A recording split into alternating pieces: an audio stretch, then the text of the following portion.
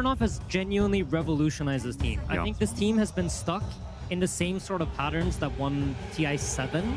It's crazy to think that, but they've kind of like followed that kind of play style of like high tempo, we're going to try to pressure the map, we're going to overwhelm our opponents with moves, which just hasn't really worked. And I feel like ever since Lorinov has stepped into this team, they've become a lot more of a macro team. They're playing a lot more for their farm, they're playing more for scaling, they're kind of stabilizing their game a lot more.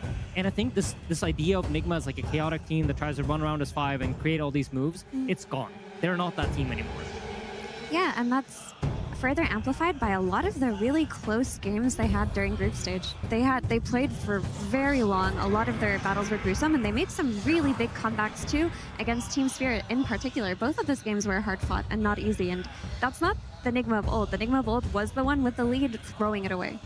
Yeah, I think this team needed someone with strong resolve, because I think NIGMA's a team that's very easy to get roped into what everyone else is saying. People are saying, go, go, go, go, go, and you go too, and you get roped into that. And Lorinov says, no, I'm farming my camps, I'm getting my gold, and I think in a lot of ways, he's the true carry of this team. Sumail is playing mid from the side lane, and Lorinov is playing carry. He's getting the gold. He's being the rock that they need, because they go crazy a little bit, and they've got someone to come back to who's still got high net worth. The game is still okay. We're still solid. That's absolutely been the case, because if you look at Sumail's hero pool, he's been thriving on stun heroes and setup heroes, and it works because Lorinov is so greedy, and Devi as well. From the offlane, you can just put him on a last pick Timbersaw or something like that, and he can put the game on his back. Well, we're not looking at last picks just yet. We're looking towards what has been the opening phase for both Falcons and NIGMA Galaxy. Falcons with the first pick go for the center there. It was completely ignored in our previous series, despite being a hot commodity in the group stages. And NIGMA Galaxy go for the newer trend, a Nature's Prophet that has definitely shown what it's capable of as a hero today. I think Falcons have this idea that they don't need to ban Lina if they first pick Centaur, because they're just going to play it on mid if Lina gets thrown mid, and he's just going to skill retaliate and farm, and it's not going to matter. And I've seen mid Centaur look kind of boring and underwhelming, but for Falcons, it makes sense conceptually. They want the offlane to mid flexes. That's always been their style. I also feel like we talk about like Collapse for Team Spirit being the best guy to buy a blink and stunning people. I feel like Malrine is that guy from mid. Yeah. Like, give him a strength hero that's tanky and you can just blink and stun someone and be able to like create these moves. He will do it. Yeah, no, 100%. It's an incredibly hard balance to strike, and I think he hits it. He's somehow farm, but also is everywhere stunning you. I don't think anyone has ever done it like him from mid, actually. Maybe I think back to S4 or something, but not since S4 can I think of another mid that has played tempo in the pure essence of the way Malrine does it. The Nature's Prophet, I think, is interesting response to Centaur in that, in a lot of ways, Stampede is very good against Nature's Prophet because you just run at this guy. He doesn't like people getting on him. He has no escape mechanisms. But at the same time, these trees are very strong right now. They do a ton of damage to heroes. So there's a world where you can beat this guy up in lane, and sure, he Stampedes every once in a while, but you can play so fast, open up the towers, while Centaur is playing this new, slower farming build with Helmet Dominator into Heart. You're kind of AFK for 20 minutes. I think it's also a hero that Sumail kind of likes. It's an active carry. It's a hero that he can get involved with. So if he wants to play it on the safe lane, it allows him to like have that pacing and that tempo that he wants to be able to set. So Lorinov can take a little bit more of that passive macro role on their team. Yeah, and the flex is open for them too, because they have run it mid before and won with it. Yeah, it's definitely an option for them. And I also like when you see the Centaur, you pick these two fighters. Like the fact that this hero is slow, I think, is one of the biggest things about this hero. The build has drastically changed. This hero scales insanely well. He's not some blink bot that he used to be. He's kind of a carrier from the offlane, and so picking two really fast heroes in response, heroes that are low cooldown, high tempo, I think that is conceptually what you want against this guy, because you want to speed the game up and abuse the fact that they've got two carries. Also, speaking of concepts, I feel like it's important to touch on Falcons. They follow this idea of like, we want to create a draft where none of our heroes die.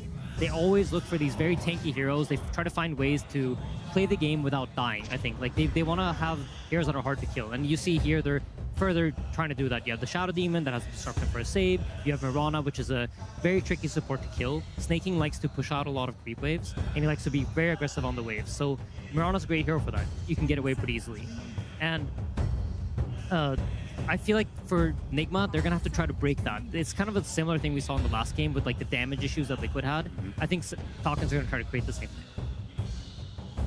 While we are waiting for NIGMA Galaxy's pick, by the way, I think a worthy mention is the Dazzle ban. More often than not, bans just fall to the wayside. It isn't so much as an enticing or an exciting ban, but this Dazzle one is, because it is so bread and butter for NIGMA Galaxy in their 8-game win streak that they ended up getting in group stage. It's very much a GH specialty hero, and the thing about GH teams is that he is so respected by his enemies that if you look at Falcon's bans, there are 4 of his heroes that are banned on here. It's his 5 Dazzle, his 5 Vibrant, his IO, and his Coddle.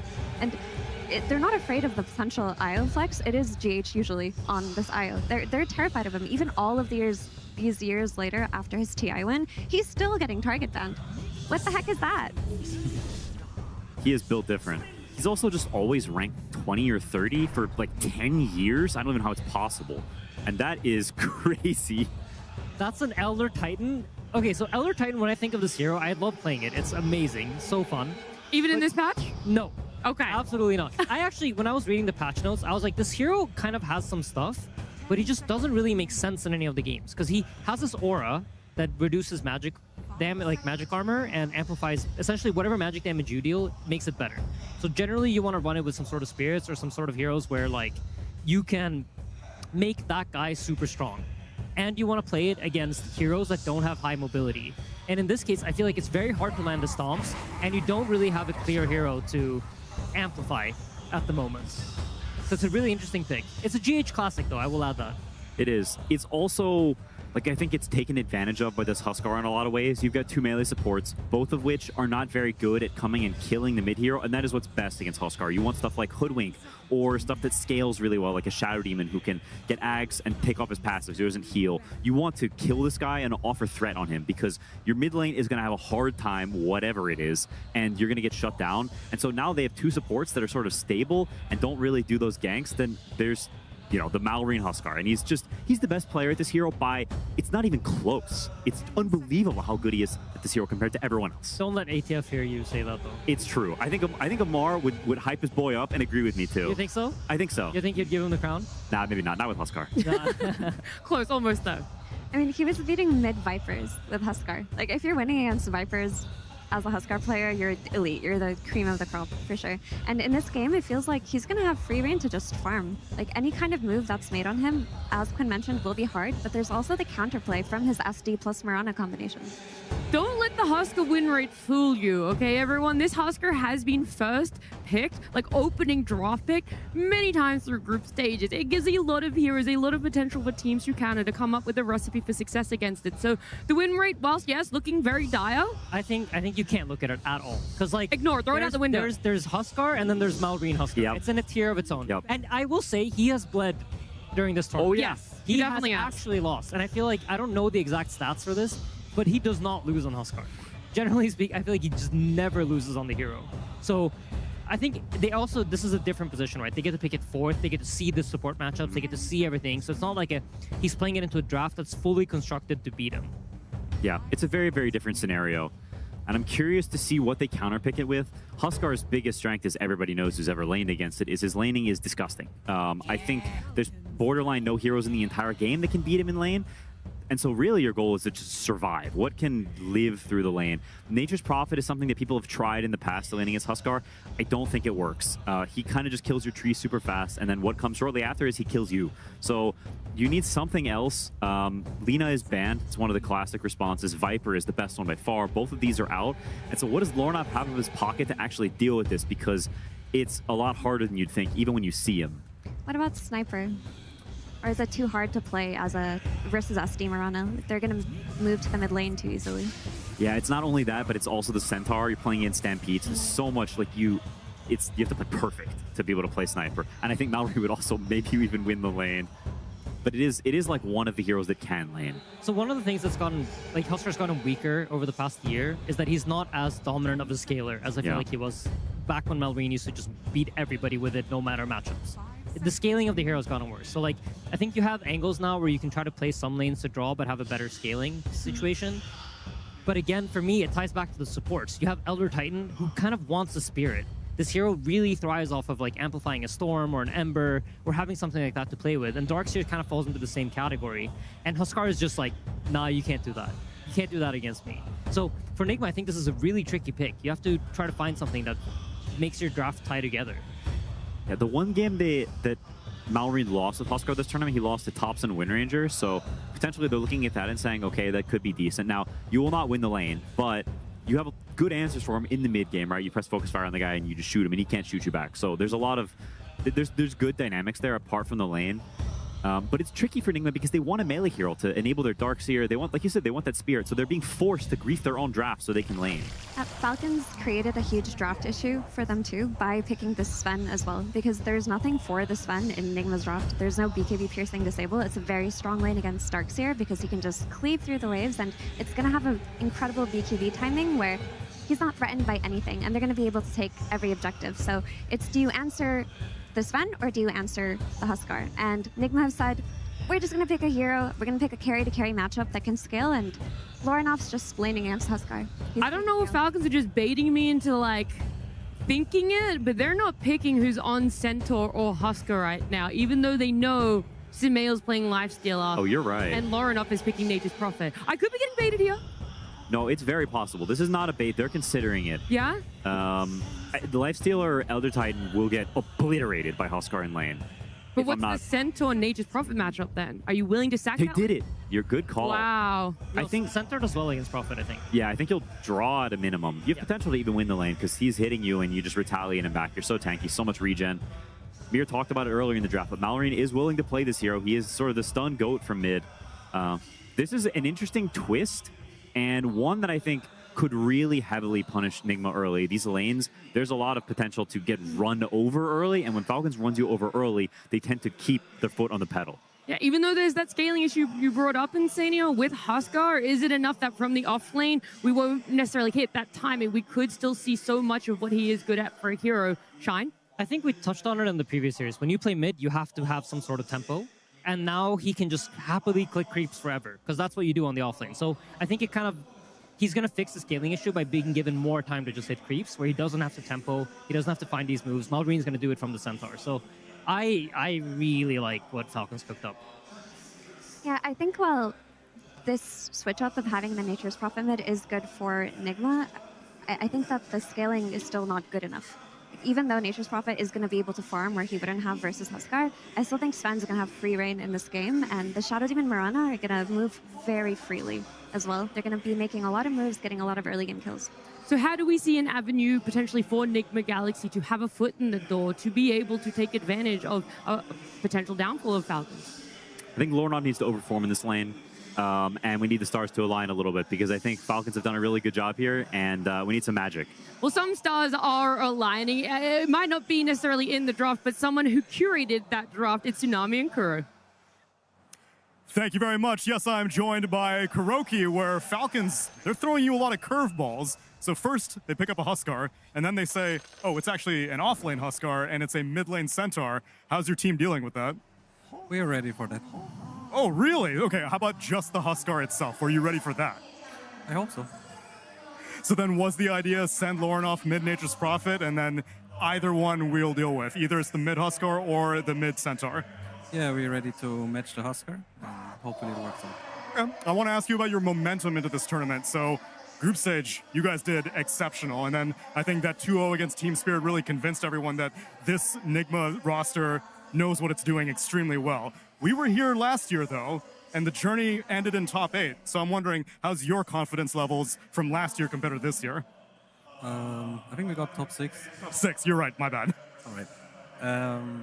We're confident, but whatever comes, we're just grateful to be here, very happy. Yeah, it's just enjoying life. Is there any extra motivation with Sumail? Suppose that this might be my final TI? Well, let's see if it's truly his final TI. Let's see, and let's also see how this game 1 goes. Good luck, Kuroki. The reigning champions, Team Falcons, return to another TI. Here they are. They are the longest running roster in Dota history. And here, in what could be their last tournament, they look to make history once again. Only 3 TI champions have returned the next year to be able to claim a podium finish, and none of them are from the modern era. Falcons looks to change that, Avery. The irony is they're against one of the guys who did it early on in Sumail. TI5, TI6 EG is one of the last remaining players from a double podium finish. He knows what it takes to get there. He also knows how difficult it is. We're looking at 10 years since his first TI win, in perhaps his last run, so he claims, to try and get the second ring that he wants so badly. There is so much history in this match. So many brothers who have played with each other between these squads, right? Sumail's longest running teammate is against him in this match with Crit. ATF, he just said brothers against brothers on the stage. He played with NIGMA Galaxy in the season before. These guys know each other so well over so many games, so many years. You better hope that knowledge pays off. I love the Amar Sumail matchup. You know, like Amar in the game has already said, you know, this is the first time we played on stage together. They didn't get to do it when they were teammates. You know, they never got that opportunity. They didn't have that success. But now, as opponents, they do get that chance. And two members who have also gravitated to the carry role at some point in time in their career. Amar did have that stint where he was playing carry, said it's easy to be carry. Sumail very recently says it really doesn't take much to play carry in modern Dota nowadays. Well, they're going to put that to the test. Give me the lane. I will say one of those stints was not like the other. You know, we're not going to name names, but you're hoping you come out on the better side of it, because a lot of players have moved to that carry role and had it be unsuccessful for them, right? It's not as easy as it looks. This role is never as easy as it looks. And Sumail, he's trying to prove himself in a different way here on a squad that he has fought for a long time on. This NIGMA squad has just been together for so long. I mean, I think back to how long GH and Kuroki have been together. You know, there was a time where I remember Eternal Envy wanted to pick up this young pub star GH. He was a mid-Magnus, mid-Naga player back in the day. And we said, like, is this guy that good? And guess what? Kuroki picked him up instead, and they won TI that year. So yeah, this guy is that damn good. He's still a menace, still getting so many bans for his hero pool. It's disgusting. You can never count these guys out there. Always poised, always ready to deliver. And this is a new squad with some new faces, ready to prove themselves on the biggest stage in the world. This is going to be a match, especially up against Falcons. You already look at this game one draft. There is so much meat to get through in this Falcons lineup. So many tanky heroes, so many 3-4K HP pools are going to come out in this game with a Moonlight Shadow behind them, with a Disruption behind them. You need to be able to output damage to deal with that. You need to get through the lane stage. We're already seeing double lane swap come out. You put the Centaur mid, trying to get this Huskar Lifestealer matchup. No, Sumail, he's a mid player. You go mid. I'm going to play mid Lifestealer. That's right. That's the flexibility you have right here. All right, so so NIGMA Galaxy wants the matchup mid that they got. Yes. But our panel already talked about, like, Huskar is not a bad matchup against Furion, right? I think it's better for him mid, though. I think in the side lane, you're splitting the XP. You don't want to necessarily put the Huskar on the side lane unless you know he's going to dominate that lane really hard. He's not going to dominate the Furion here. Even ET can do some damage against this hero with the level 2 Spirit timing on the level 3. So you do have to be a little more careful up here as Falcons. They did not want this to happen, basically. I guess the one upside is I'd say the Centaur's a better mid than Lifestealer. Lifestealer's not doing anything for you out of the mid lane. No. He's just farming. He's going to maybe switch lanes at some point. You could, I guess, you get a faster Infest online. Yeah. I mean, we have seen some of these Lifestealers from the carry role go for that early Infest onto a creep and make a move with it. Maybe there's some play that a Lifestealer could make. Snaking, a little bit of trouble here. Starstorm, but that's going to be a vacuum back into a First Blood as Omar gets the block for Divide to line up the hit. That's super nice. First Blood on a Darkseer, extra gold, going to push you into that Helmet Dominator. And I was just about to say, if you get levels on the Darkseer, maybe this Lifestealer can make some extra moves in this game. Like, there's some really nice early synergy there. Ion Shell plus Surge. Suddenly, Sumail can just run in there, or he runs in with the creep. Infest Bomb out, you get shelled, you get Surge. There's a lot more to the fight for this Lifestealer than just him on an island. And you always have that Furion to connect on top, which, I mean, we got to mention at the start of the series.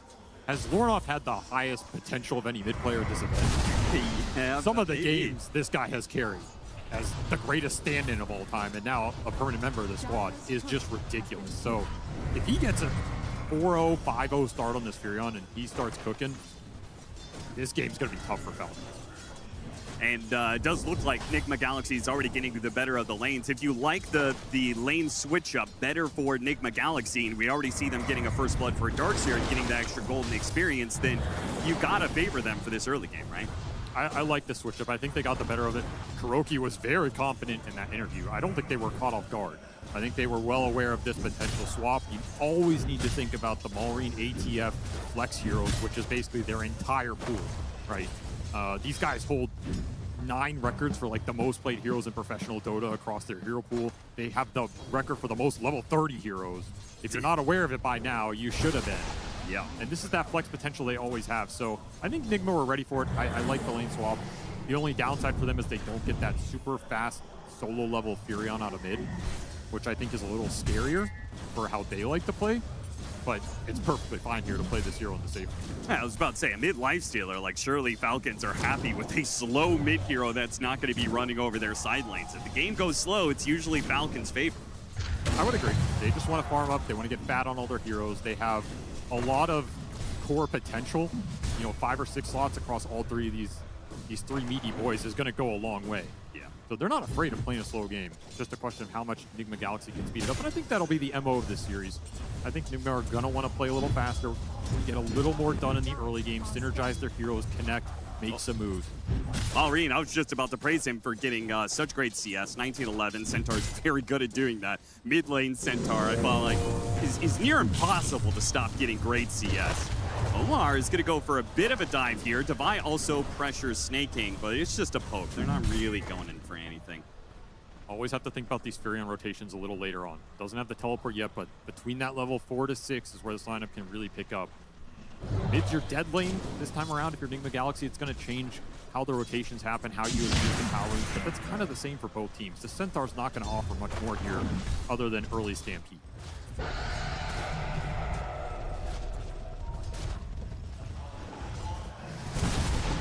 Ornoff getting low. Amar trying to gun for the kill. The Shadow Poison popped. The Burning Spears, but they feed him the Lotus. GH comes out of the disruption. Just in time, but the Poison still takes him out alongside the Burning Spears. That's just too much damage over time.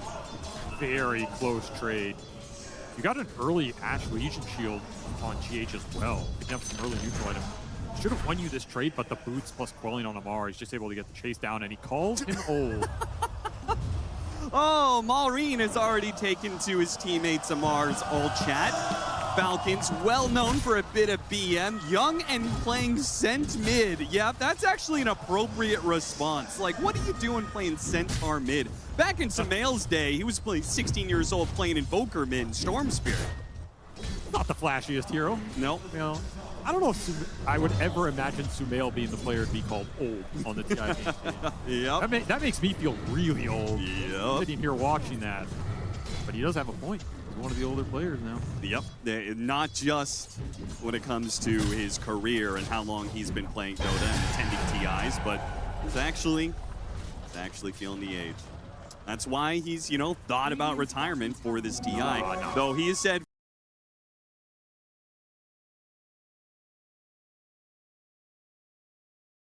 very clearly, if he wins it, you gotta go for the third. I can't imagine Dota without Sumail, so we'll keep seeing him around.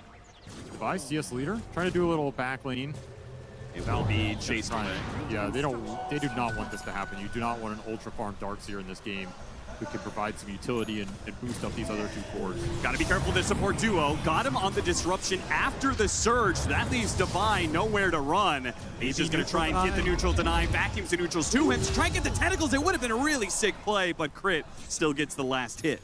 Got to take advantage of the space elsewhere if you're NIGMA Galaxy. They're going to try and punish Amar a little bit top, but the TP comes through from the Centaur. Yeah, Centaur's actually going to go for it. Stampede running down Lornoff. This is not what they expected whatsoever. A 2-man stop from Maureen to set up the kill. They kill Lornoff together. That was a sick read from Maureen. And this is what the panel talked about. He's arguably, you know, the best stunner tempo creator from mid we've seen in a long, long time. The stats back it up. This guy makes the most out of weird situations you just don't expect. That is not a TP kill NIGMA Galaxy are even thinking of. You see the supports go bottom. You're thinking you have free reign on this top lane, and all of a sudden it's a Centaur counter ganking you out of mid. Yep. Okay, you know, you got to write that one off and just move on. And what's Sumail's response? He's a mid-life stealer. Like, what are you expecting him to do? Counter TP? Call him old in the chat. That's about all you got. Yep, that's all you got. Definitely set this Furion back. Lornoff is not having a fun time in this laning stage.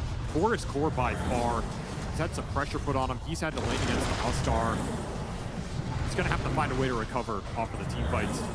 Try and get this Nature's Wrath up as soon as possible. This is the biggest thing. You debilitate the Fury on levels. Wrath comes online later. He farms his way back a little later. He can't boost up the other lanes as quickly. You buy yourself so much extra time in this game. Yeah, Crit is being an absolute nuisance. He's not even letting Lorinoff hit some of those neutrals behind the tower. So annoying. Disruption into harass. Now you have to waste. He's even threatening to kill him with the Shadow Poisons. Now, it's probably not going to be enough here, Crit. Ooh, it was actually pretty damn close, but unable to finish the job, and Lorinoff gets some much-needed experience even as his jungling is slowed down. He is a level and a half behind Amar. A little bit of a gap has opened up. He's also just buying a lot of space for, again, 3 cores on the side of Falcons that are all farming. Helmet Dominator's going to be done here for the Centaur. The Sven's free farming bottom, and that Huskar has an empty lane top. So you're giving a lot of lane freedom here to Falcons, conceding a lot of this laning phase, and you're going to have to make it up elsewhere. Well, he's taking mid tower with an amp damage. Yeah, he's no Dragon Knight, but because of the amp damage rune, he is chipping away at that mid tower, so. I'll be really curious to see if he tries to make moves or join anything early with this mid lifestealer. It seems super awkward to do. You can maybe make that creep infest play. And imagine it goes wrong, right? You slow down your Radiance, you're going to be like, oh man, I've just compounded the issue here. I think you might just want to treat it as if you're a Necrophos or something. Yeah. Like, I'm going to play my game, get a Radiance, and then we can maybe start doing something and I can bring people back in this game. Yeah, especially if he's given an empty lane bit. It's pretty hard to turn down empty solo XP plus runes. Yeah, he's like, where are you at, Maureen? He's creeps mid. That's where he's at. Yep. Dragging waves. Trying to stop these Helmet Dom creep shenanigans. So slippery, so annoying, man. Omar with the Surge, Ion Shell, going after Amar. That's close. Trying to close that gap, unfortunately doesn't quite connect. Trying to get this Huskar before the arm link comes out. Nice idea. It'll at least buy some space for Lorinoff in the jungle, and Wrath of Nature online here in 1 creep. So you have that spell to play with now if you're NIGMA. He denies the regen rune. Finally gets hunted down by Battery Assault from Omar. They kill the Helmet.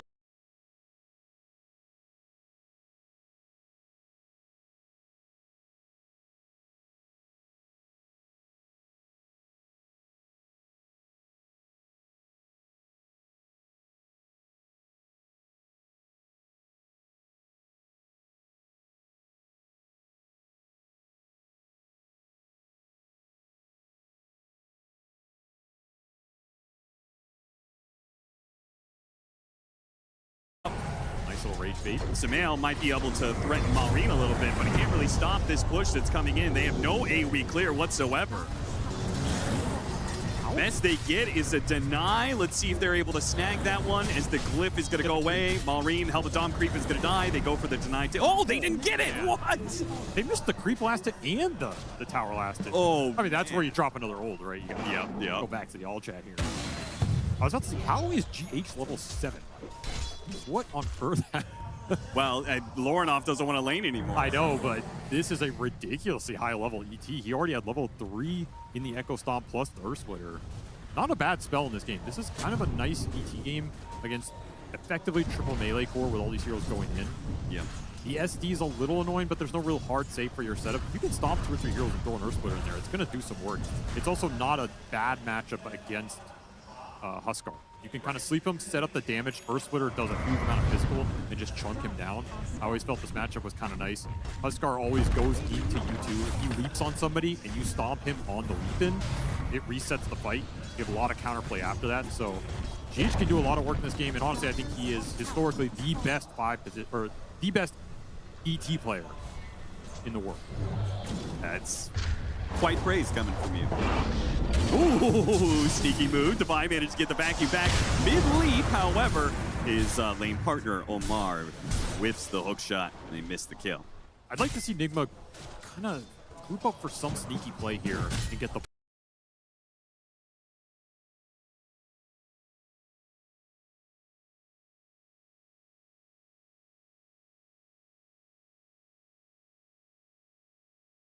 ball rolling, especially just to bring the Furion in the game with Wrath of Nature off cooldown. You have a lot of these little combinations with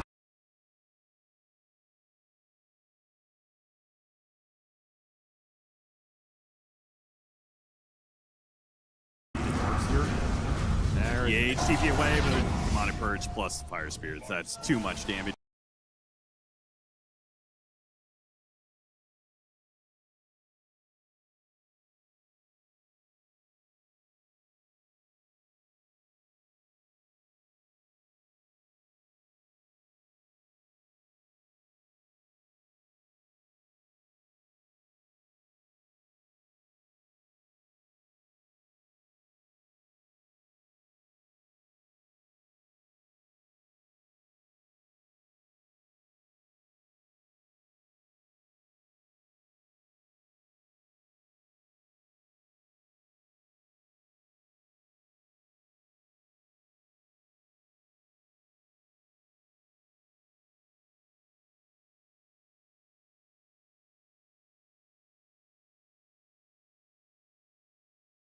But it actually forced them to chase so far, they're going to get a trade-off, maybe even two. As Amar comes in, he'll go after Omar, who gets up to the high ground. Cogs pushing him back. A lot of burn. Ticking low, ticking down, and he dies.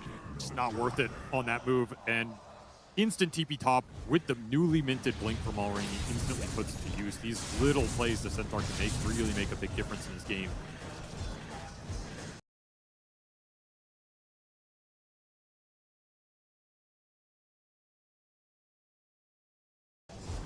Starting to look a little concerning for NIGMA Galaxy. The game's not in a terrible state yet, but you can definitely feel the net worth starting to ramp up here. Yeah. And it's these tier 1 standing up. This is another issue with the Furion going safely and getting punished in that Huskar matchup. Your tempo around these tier 1s is a lot slower than if you had that 1v1 mid, where he can rotate around and the moves become a lot more natural. Yeah, mid Furion gets level 6, level 7. He teleports to a side lane. He's the baddest guy in the game, right? Oh, yeah. And, like, nobody wants to challenge him. A side lane Furion's like, whatever, man. Like, we're the same level. Who cares? You just lost too much XP in that lane. Another TP out from PH, you'll survive that one. Giving a little information space. We are closing in on that Sumail raid, so it's going to be a solid timing here. And that presumably NIGMA Galaxy are going to make big moves. You got to do right? something. Like, yeah. there's no way they're just going to camp out and farm more, right? No, it has to be an infest play, either Clockwork, some surge target. And again, look for some fight around one of these tier 1s where the Furion collapse in. You get a team fight into that objective and start to snowball the map a little bit. Definitely working on these Dom creeps, that's for sure. Yeah, I wonder sometimes if these Clockworks are like, man, maybe I should put more levels in Battery Assault just to try and kill these Helmet Dom creeps better. Oh, crit! Trying to get in front of him, lands a hook shot. Beautifully done by Lornoff. Whoopsies! Pushing him away with the Cogs allows the Stampede. Okay, never mind. Struck down by Lornoff with the global presence. Efficient kill. Furion's recovering. This hero will always recover as long as he's not getting gone on. So some early deaths set you back. Now you get some revenge. And the Radiance for the Lifestealer is done. So NIGMA Galaxy can start to look for some more aggressive moves of their own. Assuming you're not getting jumped on. Has instantly teleported away, and it's might be still dead. going to be a close call. 21 charges will keep him away from death. Might be able to make a move off that. Because again, you know these Falcons heroes are pretty static right now. Can't afford for them to just keep soaking up all this map between the neutrals that they're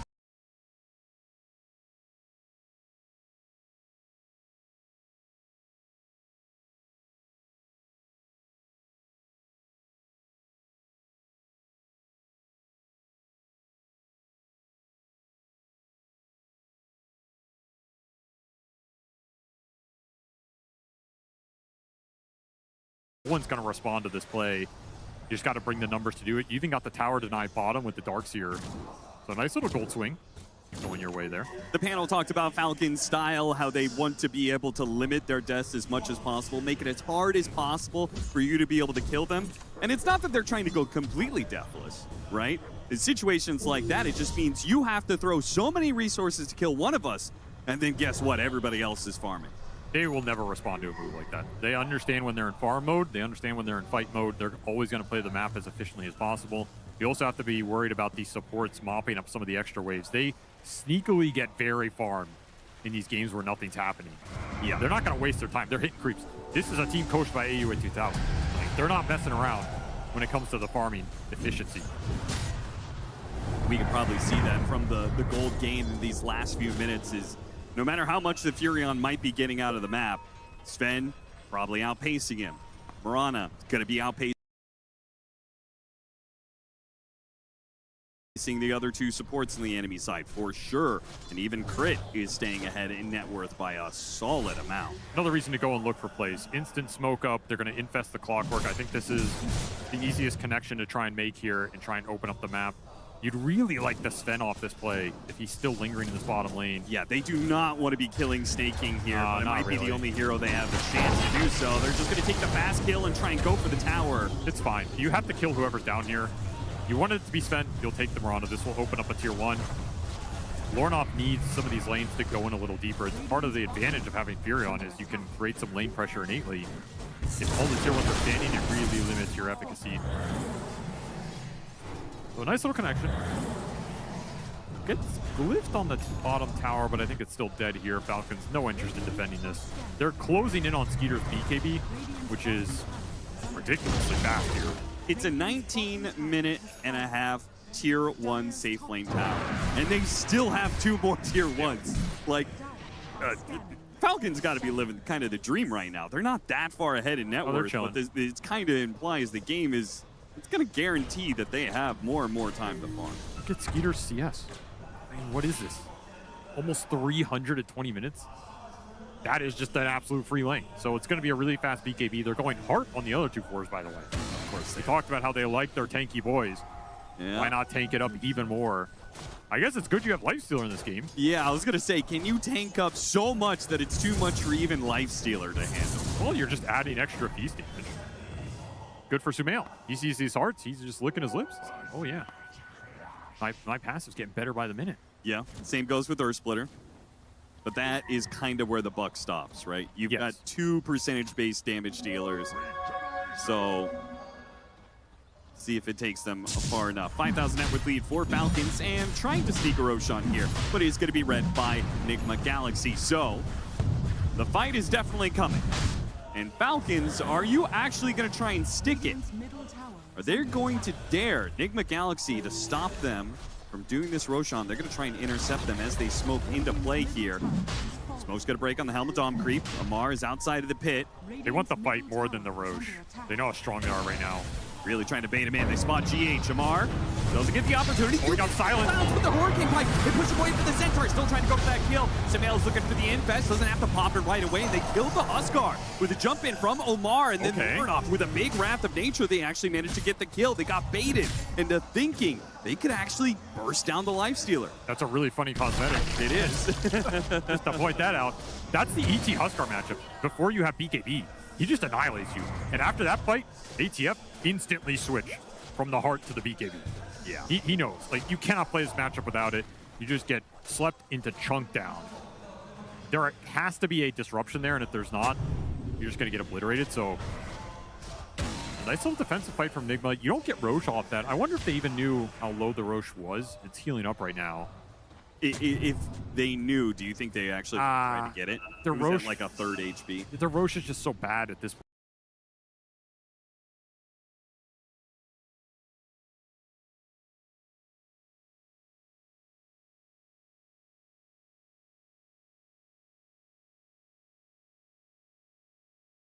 In the game, you need a little more physical DPS between the 2 cores. Right. I think they're fine with that though. You've really stabilized this game. You've mitigated the potential damage that Falcons were building towards, and bought yourself a lot of time here. And you also don't need as much farm on your support duo to function well. Block ET, you don't need much, right? You just need boots, tank up a little bit, and you're gonna be able to have a lot of impact in the fights. Okay, you gotta explain that further because they got 1 kill. He lowered the net worth by like 2,000, but Falcons is still up 3K. Why was that such a big move to you? If Falcons get a kill there, win that fight, they finish Roshan. This lead's going to be 7 to 9K. And you're going to have a tough time pushing lanes out or finding another pickoff because the hearts are going to come out. Some hero's going to have Aegis. This Sven is going to start running into you because the momentum feels a little bit better for them.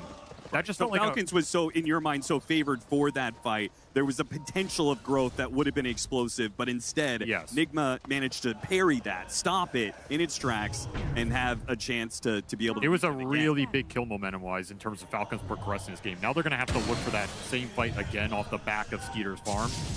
Mars Smoke's gonna break, trying to go for the hook shot, ends up going to the neutrals.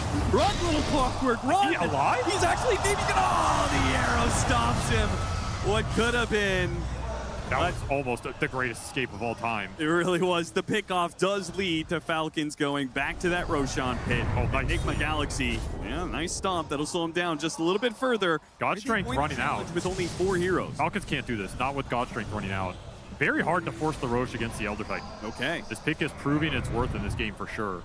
And GHE has been on point too. So because they stopped it the first time, now they've kind of stopped them a Yep. second time. And now, like, you can't do it as Falcons. You're gunning into the time where Roshan's going to swap to the other side. Yep. And this is all time for the Furion. Yeah. Seeing the Furion climb the 5,000 charts. gold in the last 5 minutes. He is soaking up the lanes. 1,000 GPM for Lornoff in this window of time. NIGMA are really happy with the last 5 minutes or so here. Again, this lead could have built. This Roshan could have done a lot more for Falcons. Instead, they got stymied on 2 moves. Not happy about that. Got to get the next round of items up and then try and either just force the objective straight up or play the map a little bit more, which their lineup is... It's not the greatest at doing. I think it'll get better over time, the more the Centaur becomes a threat. They're just going to start progressing objectives. A little bit easier over 1 here. And no snipe. Shard to crit. That's super nice here. You get a little cleanse action. Yeah. Not the greatest cleanse game, but hey, it's free. Is anything on their side cleansable? Is stop not No. cleansable, dispellable? No, it's strong dispel only. I don't think it's really doing anything here. Yeah, interesting. Huh? Oh, maybe that was one of the worst cleanses we've seen. It's still Well, such I mean, a it's still a heal. Though. yeah. It's still such a good demonic purge game. I don't think you mind too much. Sure. Especially if you Well, ever there's landed on open the wound. life stealer. Forgot about Oh, that's true. Yeah. Smoke from NIGMA. breaks on Malrine. They spot him. Hook shot. Thank you, And boy. they take down this big old Centaur. They're trying to slow him down, but the Stampede has gotten far enough away, and the jump in from Skeeter quickly kills Defy. Now he's got a kite back against Mail. Wants to go for the squishier heroes. Now Amar's next up. Disruptions. Mail's getting kited, but he doesn't have the defense to get out of here. He's just going to be chained, done, and out. Falcons couldn't find their win on the Radiant side. Roshan will find it on the other side. It's quad kill for Falcons. Skeeter picks up 3 of them. That's the dream for Falcons. You want to jump our tankiest hero who does the least damage and set the entire fight up on great jumps for our other 2 damage dealing cores? By all means, we will happily oblige. NIGMA Galaxy, they bit the bait too much there. Just not the target you want to run into. I'm not even sure how he dies there, to be honest, unless you just full commit, vacuum wall Fury on TP aggressively, and they were Yeah. tentative to do all that. And there's no way that's a winning team fight. No. For NIGMA, right? Because I mean, you'll have nothing left to deal with the Huskar, nothing left to deal with the Sven. Who So they'll, almost has a data list, by the way. on He's that so Sven. farmed. He's bad. Putting in work. And ATF, he'll switch back to the heart now that he got an Aegis. Now that we're winning the game. Yeah, now that I got my Roshan, okay, I'll go for the, the bigger payoff item over the long run. Just gonna tank up. This build is always a little weird on Huskar because it does regen you, which can be a little awkward. Yeah, it slows down your DPS. Yes, but on the low HP, it can be absolutely insane, especially if the enemy has no healing, anti-healing, which we should mention. This lineup has no anti-healing in it. I'm not even really sure how you build it. There's no Croze, there's no Scotty builder. I guess Darkseer can get one eventually. It's probably your best option here. Yeah. That's a wild. I know people really like Essence Distiller, but I do, like, there are moments like this where I'm like, oh, The vessel's don't just so you wish much. it was a vessel. It's so much more expensive for support. I think that's the biggest prohibiting factor. So now you just have to survive this period if you're NIGMA Galaxy. Continue to try and scale up the Furion and the Lifestealer's physical damage as much as possible. Which is going to be rough for these 2 supports because they're not the best at just casually farming the map in these downtimes. You can break some smokes. You can try and shut down the Falcons' aggressive play. The last thing you want happening here is getting picked off on your side of the map. If Falcons get a pick off on NIGMA's side of the map, it's going to be tower into potential high ground you're going to lose some buildings pretty quickly at this point.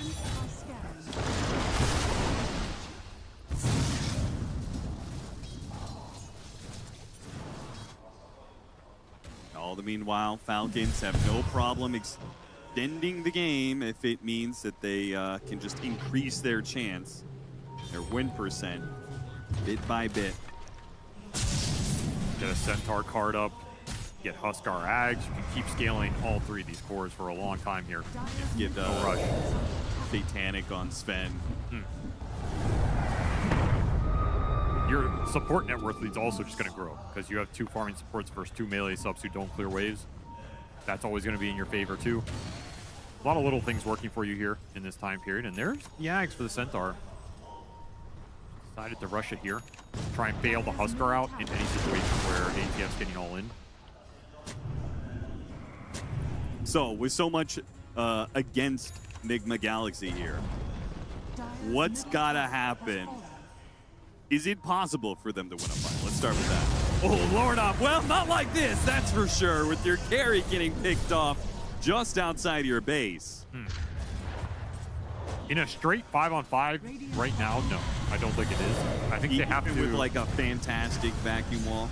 It just Stomper I guess Splitter. they do have a combo. If you can back 3 or 4 heroes into Stomper Splitter, then yes, it's doable. I think you would prefer to be able to play the map a little bit more here. But again, that was the death on your side of the map. Yep. This is what you could not afford in this time. This is going to force the high ground very quickly. You're not going to be able to reset the map fast enough. You might have to take this fight. Look for that big back Look at combo. Lamar, just straight to it. GH with the instant TP back. Very smart TP. He saw what was coming. It does manage to get away before snaking or crit can stop him with the disable. That's still going to be a lane of barracks. No Furion, there's just no way to fight. Losing the Furion also hurts because he's your big lane shover. Yeah. Just hard to find an equivalent exchange there. So an early racks, 30 minutes in. Falcons feeling very comfortable in this game 1. And we've talked a lot about how older eras of Dota, they paid off so much more to be flexible, to adapt. And modern Dota has become much more about playing to your 99% of your potential. And it does kind of feel like, in some ways, NIGMA Galaxy feels a bit lost how to be able to play the map and such with the setup that they have, right? With Samael being in the mid lane, Lornoff not being able to have the experience advantage with the Nature's Prophet, to bully Falcons. Nice blink away. It definitely feels a little awkward for them. It's just one of those things you're trying to adjust to get the better lane setup, which makes sense. But how many times have you played with this configuration? It's a risk. Everything's a risk. You just have to weigh the pros and cons. Trust your team to execute. I mean, Skeeter is high net worth. He's also crazy high level. Level 24 in 31 minutes. Ooh, you're going to see a level 25 Sven not too soon. Here's a nice matchup against this Furion for a long time. The Harpoon is great here. And down to next PM. That'll do it. That'll absolutely do it. I don't know if you force high ground without another Aegis. I think technically you could here because you have the hearts. And you have the bailout from the disruption on the Shadow Demon. Right. It's just not Falcon's MO. I think they are a very conservative team when it comes to pushing high ground. They prefer to choke the map out, play for the next Roshan, get an Aegis, then choke the map out again. Sometimes for 60 minutes. And then once they're very confident they cannot lose that high ground fight or they find the pickoff, they will commit for that play. Big smoke bottom. Well, they just have to make sure to kind of sweep back and forth through the map, make sure that these heroes aren't out on the map farming. Want to limit them as much as possible. Omar does a good job of breaking this smoke. Let's see if he can actually get away. Unlikely. Hook shot off the mark on the neutral camp that he was hoping to get away. Got like pulled out of it by Harpoon. Yeah, it felt That was awkward. That's what you want though. You want the Clockwork just breaking the moves here. He's not farming waves anyway. Not Samael, a little bit more farm. Yep. How much does this Aghanim Scepter change though? It's good in the Sven matchup for sure. Probably good in this Huskar one as well. Just being able to hop in one of these damage dealers, they can't hit you. You buy time for Rage to come off cooldown again. It's super nice. But they do have an Ags on Huskar to kind of make sure you don't get the chance to infest in the first place. You just have to find ways to outplay them in the team fight. That's what you're going back to if you're NIGMA here, which is probably a big vacuum combo. Yeah, because you have no saves, right? If they see the opportunity to go on Sumail, it's not like there's a bailout from NIGMA Galaxy. No. It's pretty much just all in on a vacuum into a wall, maybe a stomp. Really good stomp, might be able to save you, but kind of unlikely. Oh, they saw that Spirit running top off the board. Yeah, that's going to hurt. They're just trying to bait someone top. See if Falcons bite the bait. They might. Actually. Yeah, he's thinking about it. Playing pretty close to them. Mar, he's going to find him down here. He's going to spot him. Pops the dust as the smoke breaks. Manages to get the hook shot. Laying onto the Huskar. Huskar, the Earth Splitter. Trouble. Does manage to do. Oh, pulled back in by the vacuum. Where are you going? Great connection there. You want to reset, though. You don't want to overextend Here comes Skeeter. Looking for the opening on Sumail. Managed to hit him with a shot. The follow-up barrel lands, and down he goes. Couldn't get out in time. Stomp attempted from GH, trying to get away from the Centaur. Defy running away from the Sven, but Crit's going to hunt him down. A double for Crit. And yeah, NIGMA Galaxy are not getting out of this unscathed. In fact, they are getting out of it worse for wear as they trade 1 for 3. So hard to disengage there. It's almost like you had the instant TP with everybody, and I don't even know how you make that read. Stampede doing a lot of work on the re-engage. You always have that Earth Splitter threat. Again, he didn't go BKB. The heart's not helping you against the spell. Yeah, you weren't wrong about that matchup. We're seeing the power of the Elder Titan against this hero. It's doing work. It is just unfortunate that there are 2, or at least 1, much bigger threats. You can only Earth Splitter one of these damage dealers. If they ever catch both, though, that is a world where that fight just goes NIGMA's way. Even though they're behind gold here, they have a lot of spell power. Can never count an Elder Titan lineup out. Well, then you have a Centaur save for one of them. So if you get all 3 cores... Okay, yeah, now we're talking. All right. I think the cogs can do some work. It's not guaranteed he gets a card save off in time. Depends how fast that initiation is. Disruption in Arrow. The support duo has an easy way to find these big offs around the map. They've been setting up a lot of quick action. The gem's running on the Mirana too. You're just playing for that next Roshan. Sven already level 25 with the Swift Blink. Some disgusting timings here from Skeeter. I don't know how you deal with him. Yeah, plus 50% God Strength damage. Also, levels mean more to Sven than they've ever mattered, I think. The talents are good, but also don't forget about the innate, right? He's one of the highest strength gain heroes in the game. Get more damage. And his innate is being buffed for every level. So every level he's getting more strength, and every level his innate is also getting stronger with that strength. It's a lot of extra damage. People forget about it. And, you can see right there, an extra 117 damage. It only takes 3 or 4 hits to evaporate these heroes. There's no evasion.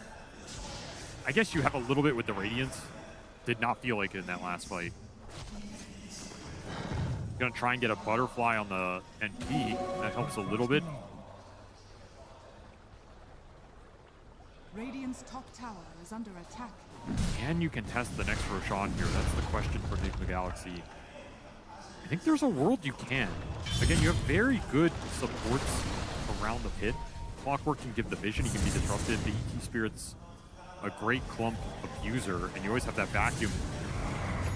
But in theory, Falcons don't need a clump at all. No, they can just stick Sven or Huskar in there. One Huskar inside, and everybody else plays the margins. That's why it's scary to contest.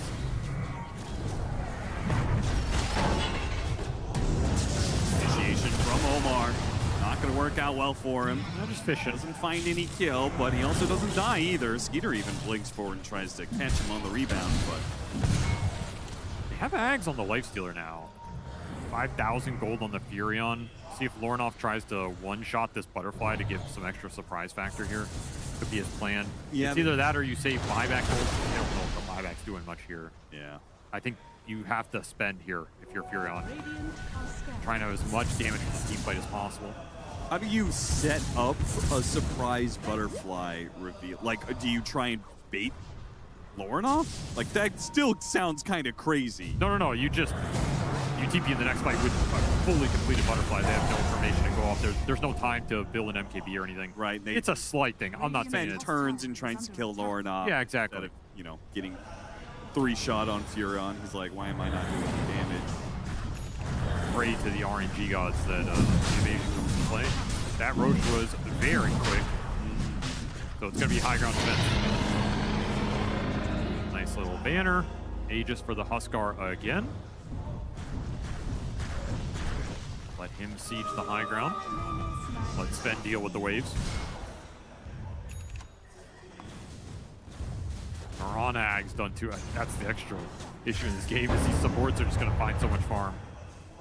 Omar, unfortunately, drops a ward in the triangle. They were actually going to think about making some sort of move. But Snaking just happened to be there, farming up the triangle with his gem, so he instantly kills the ward. Now they're right back to just kind of the expected play. This is kind of the point where NIGMA would want to make a move. You just bought out big items on all 3 of your cores. Yeah. You're not going to get much stronger for another round here, another 5 or 6 minutes. It just overlaps with this Aegis timing. Yeah, knowing that Falcons with the Aegis likely to split up a little bit. Yeah. That ward, that aggressive ward should have been an opportunity for them to make a play off of, but instead they have no vision to play off of. Have to be more patient here. Going to take their triangle back.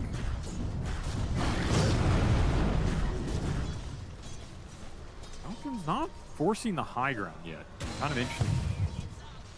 Making them sweat. Yeah, they are a team that like to choke the map. There's no reason to choke the map in this type of game. You're not waiting for anything. You're not necessarily getting that much stronger. You have a massive gold lead. In a way, they are kind of 6-slotted. Yes. Your Sven is ready to go. You don't wait with Sven. You send it. Amar might send it straight to Samael. Nope.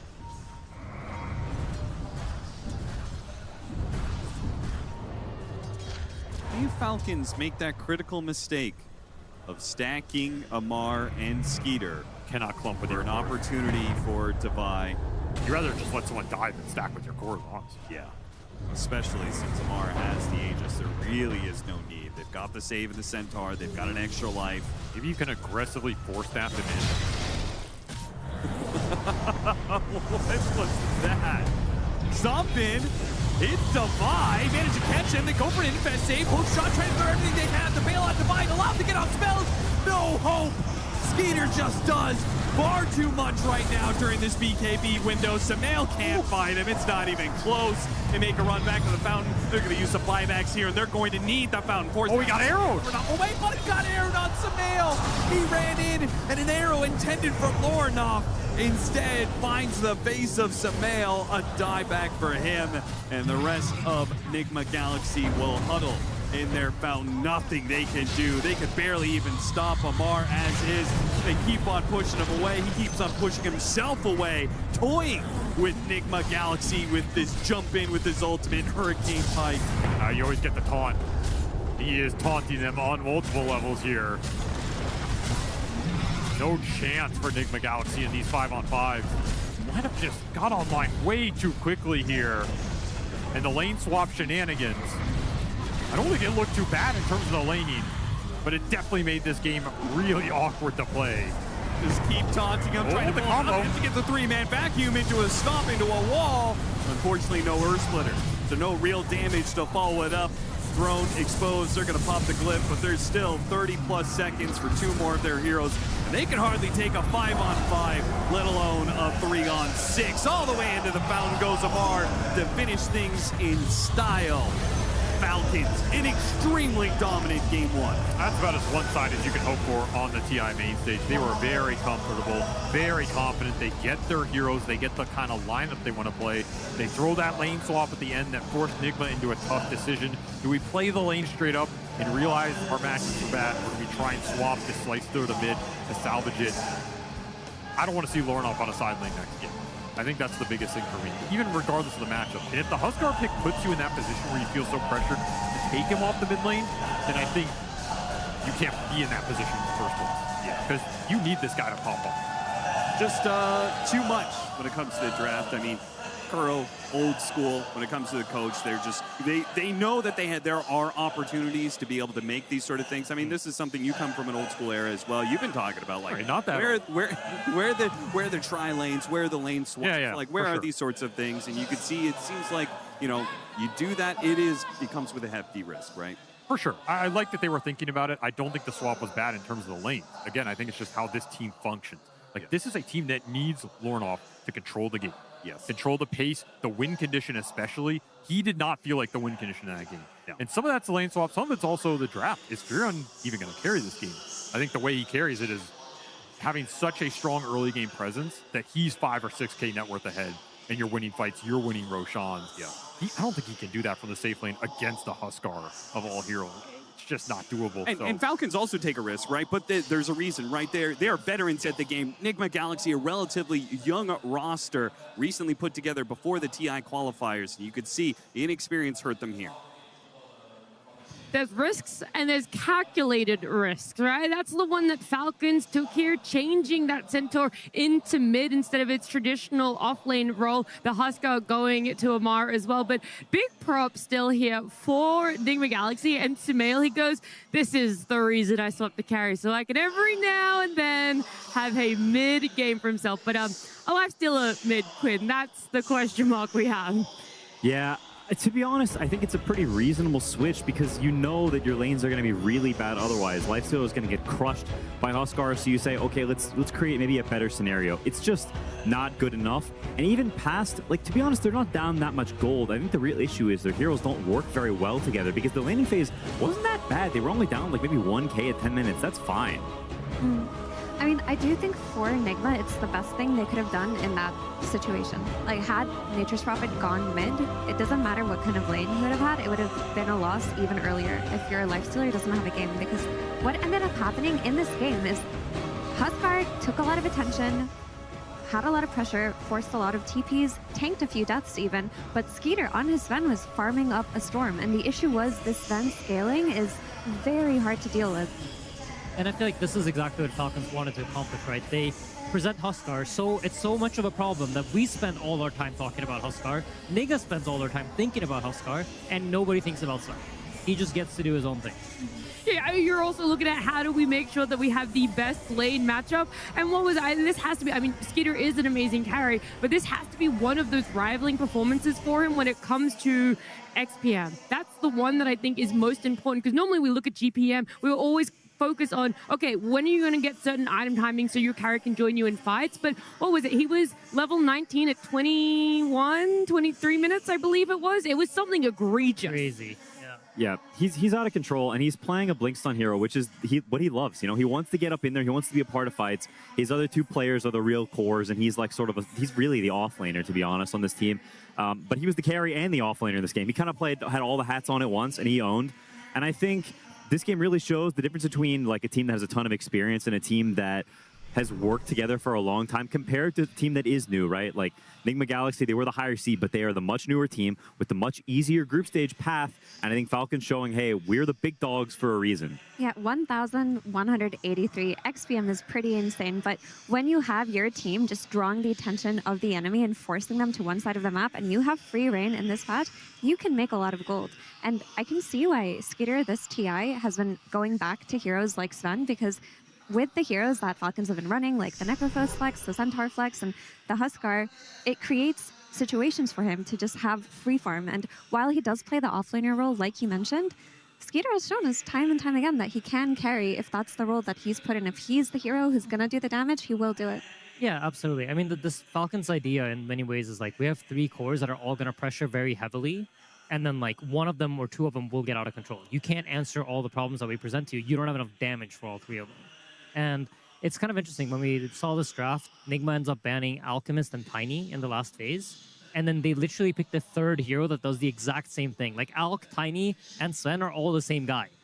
Whichever one of them that was left through, they would have picked that one. Yeah.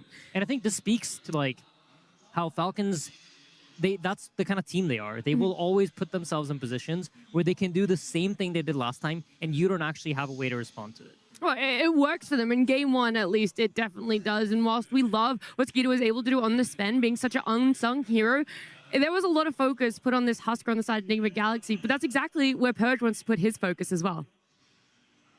Thank you, Nat. Yeah, the Huskar on the side lane, it's something that Amar does slightly, semi-regularly. He's known for it, but the way that he laned it against Lorinov was quite interesting. Now, if you don't know, when you right-click enemy heroes, it creates a little aggro around your hero, and any enemy creeps in there are going to run at you. And that's why these dire creeps are running in this direction every time that they get near. You're going to see Crit do the same thing. He's going to walk up here, right-click an enemy hero briefly, and it's going to pull aggro from the creeps, and what they're trying to do is get these range creeps here below half HP so they can get a deny. So this was the big priority. And normally, players prioritize having at least one hero that has an ability that they can use to secure the range creep, because that's where the majority of the gold or a significant portion of that and the experience are. So these denies kept coming from the Falcon side. And the whole goal is that they hit level 2 before their opponents, they get more golden experience than their opponents, and they got a huge amount of these denies here. Here's another one at a minute 40. That was the first range creep that NIGMA Galaxy actually secured there in the safe lane, which helped their trajectory. And even here, Amar pulling 2 melee creeps to get the range creep when nobody's remotely close.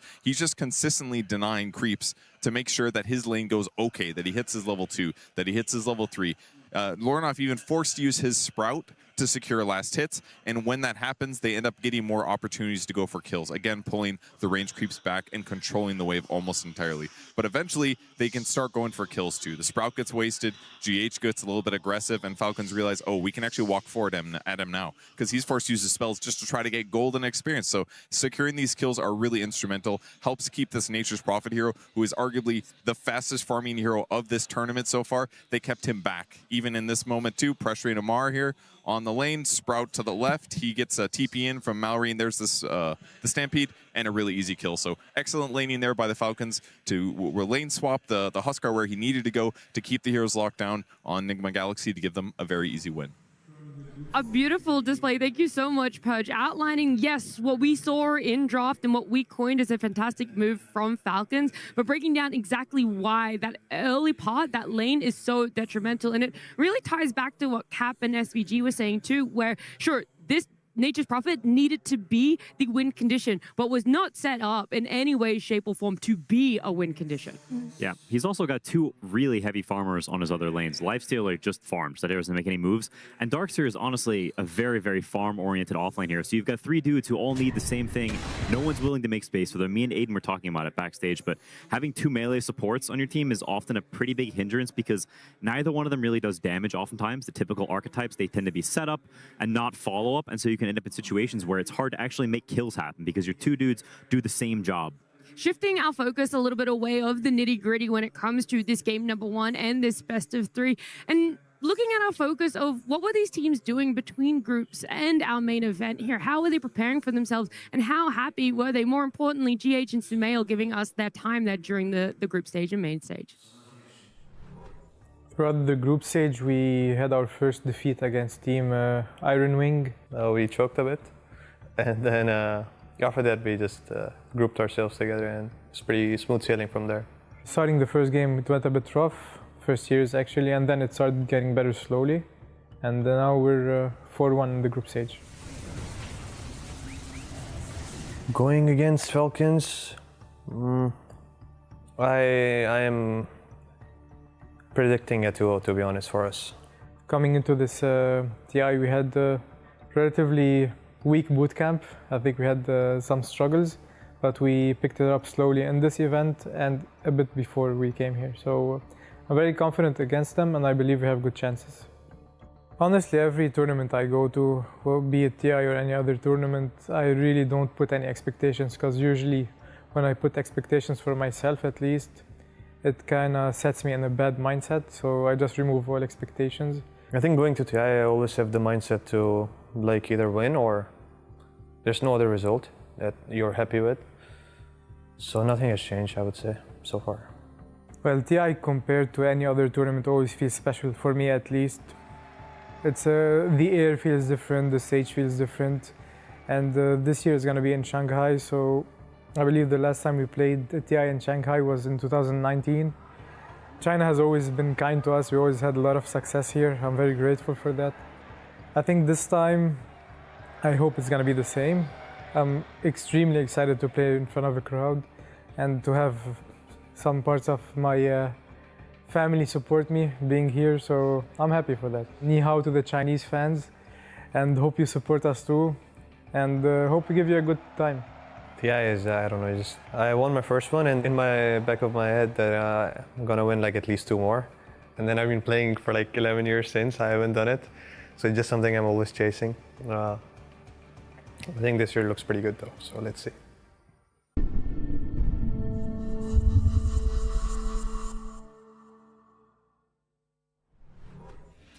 8 TI appearances for Sumail. One of them a win, but for him, 2 more is needed to feel a little bit of satisfaction. And yes, the group stage looked great for them. There was this streak, 8 games in a row they won. It's broken in game number 1 by Falcons here, but that doesn't mean NIGMA Galaxy can't come back insane here. It's a best of 3 for a reason, and I truly believe with what this new NIGMA Galaxy is showing, an adaptation and a readiness to learn from that game 1 is very there. I think they got trapped into playing Falcons game. And I think a lot of great teams have been trapped into playing Falcons game, and it always ends up with you losing. I think when you end up playing this game, Falcons are just way too good. These players are too skilled, they're too comfortable, they're too happy to play this kind of game. So I think for them, it's all about trying to create a scenario where it doesn't look like this, and they get to play their stuff. They get to do like the Lauren off macro, they get to set up their game, and Falcons now has to respond to them. Because I think Falcons are also kind of bad when they're put in that position. They need to play their own game. I'm glad there was a little bit more to that sentence, because I would have been scratching my head there. As Falcons and NIGMA Galaxy are both going to be taken to the stage once again. It is NIGMA Galaxy potentially on the back foot. It's how you look at losses, the way that you can learn and grow from them and make those quick adaptations in a best of 3. It didn't feel like any foundations or fundamentals for the side of NIGMA Galaxy Mirror were an issue. So whether you want to chalk it up to draft, even if it's something you might not like to do, it feels that's one of the easiest ways to move on and restart for game 2. For sure. If you can just say, we messed up in the draft, we got husky. What can you do? That allows you to talk about what it is that you want to approach in terms of your game plan versus Falcons. Because like Insania mentioned, Falcons, if they're on the back foot and they're playing from behind, they don't necessarily look like a good comeback team. They struggle in these situations. Fundamentally, Falcons are a team that will skill check you when it comes to laning. Their players are the best in the world at laning, maybe second to Boom Boys, who are also exceptionally good at it. But from there, if you are in a situation where you've given them winning lanes, the game is difficult from then on. So if you're NIGMA, you go into this game too thinking about what heroes can you pick early on in your draft, what supports can you pick that enable your lanes and make sure you're not in a situation like that.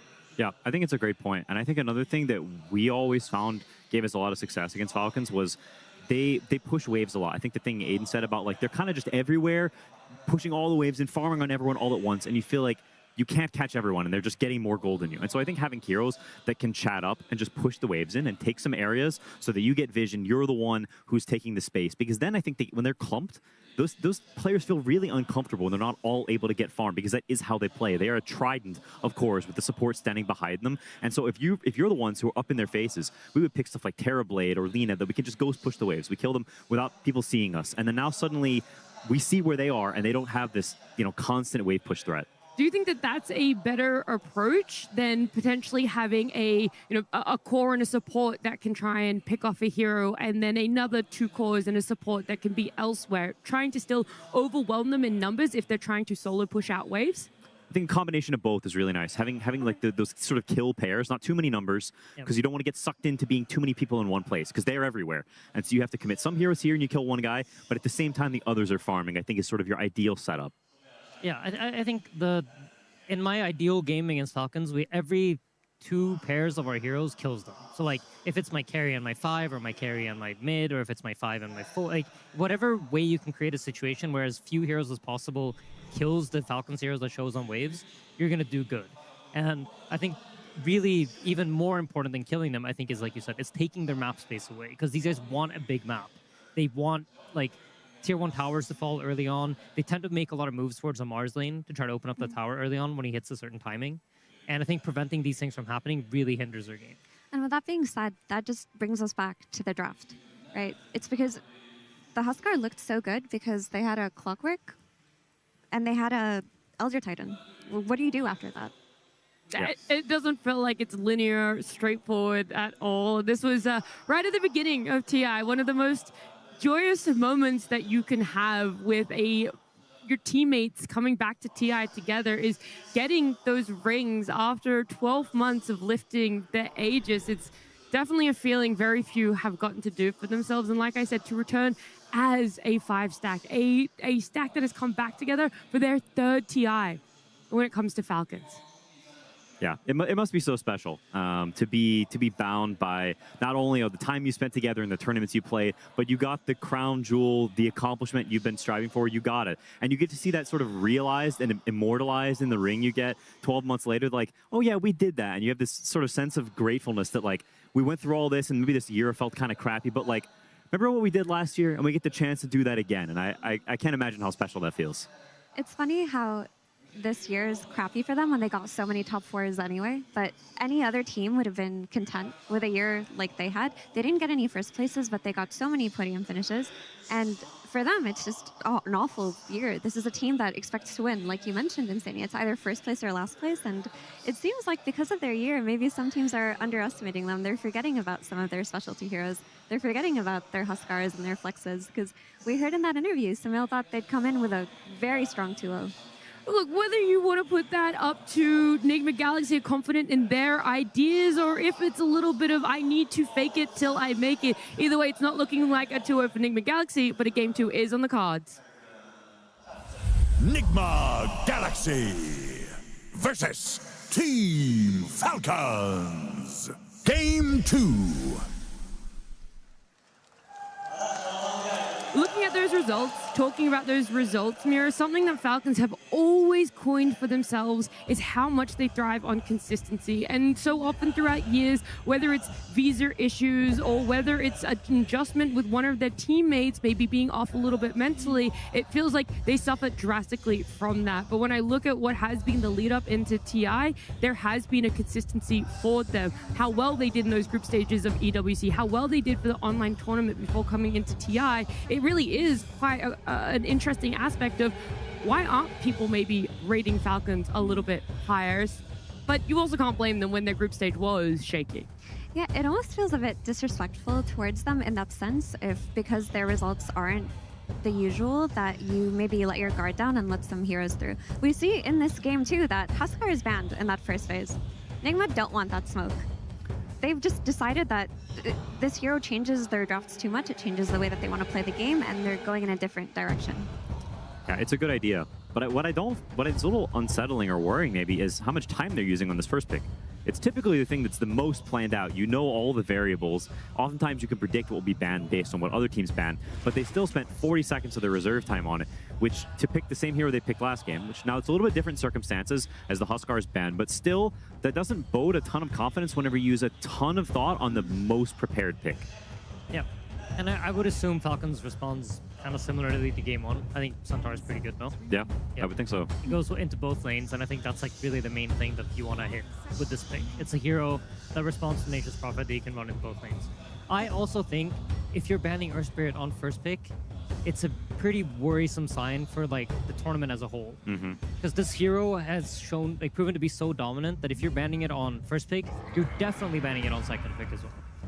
Yeah, that is like a very good point. It's something teams think about in the heroes they try to play or they try to make people think they play. Yeah. Is you have to think about not just this series but the whole tournament. And now when you've shown, hey, we're banning Earth Spirit both sides, that means the enemy team saves a ban whenever they're second pick, and that can really add up over time. It can restrict the number of heroes you have that you get to choose between playing. I mean, for first pick, it's a massive deal. You only have 3 bans, and one of those is guaranteed now Earth Spirit for the rest of the tournament. Yeah. You essentially just have 1 ban less to work with than every other team.